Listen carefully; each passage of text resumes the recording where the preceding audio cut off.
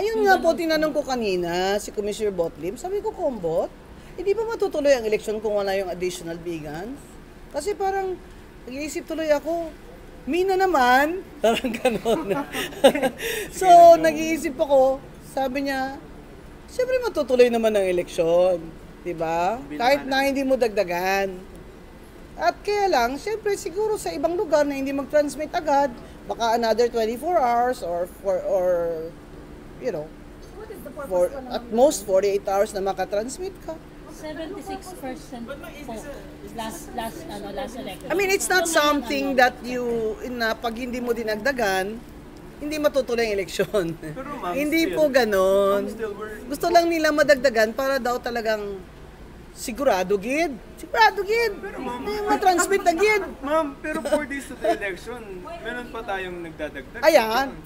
Ha? Sabi ko nga why only now? Porke? Ano sabi mo? Bakit daw? March pa daw sila sumulat, ma'am. Hindi ko po alam yan. Saan na po napunta yung They presented it naman in the NBank before, I think 2 weeks ago, na oo nga, they really wrote March pa. But they should have bidded it kung March pa.